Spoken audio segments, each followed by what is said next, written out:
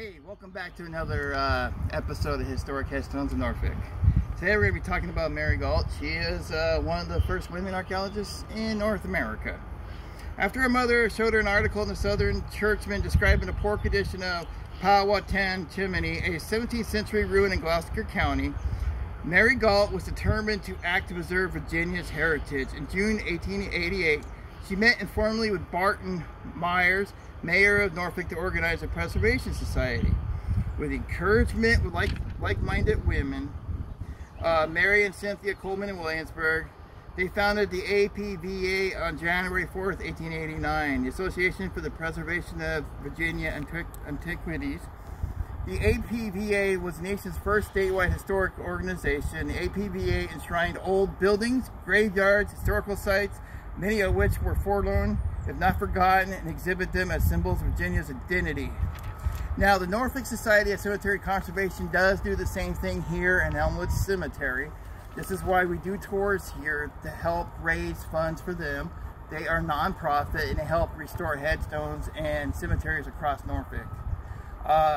Lately, they've been concentrating on Elmwood and Cedar Grove because they're the oldest cemeteries in the area. All right. So the APVA was formed initially in Williamsburg to acquire the deteriorating powder horn. Built in 1715, the powder was a storehouse whose weapon was once deterred slave rebellions, support anti-British patriots during the American Revolution, and assist the Confederates during the Civil War. It was a symbol for the APVA as much as it was a building. In 1839, APVA acquired 225-acre parcel of Jamestown, Ireland, containing the church tower, its graveyard, and nearby Confederate earthworks. The earliest excavations of the church site began in 1894 and continued through the first years of the 20th century, all led by Mary. She oversaw the first archaeological work at Jamestown Church, the tower, which survived, in the surrounding churchyard. The first excavations by Mary, occasionally digging with her own hands, uncovered several foundations and graves. She took a progressive approach that emphasized the need for extensive research and minimal interference with historic site other than to stabilize the tower. The church and surrounding area you can now visit are all thanks to Mary's hard work and dedication to preserving history. Alright, so she is the first modern archaeologist in North America.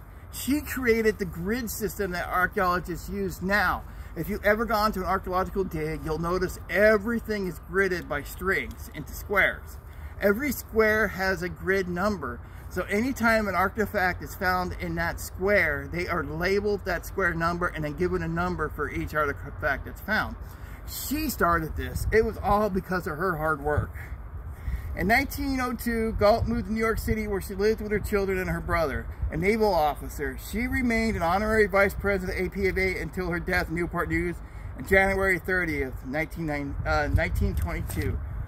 I have a BA in archaeology, and I look up to this woman. She is the godmother of modern archaeology, and she does not get enough credit.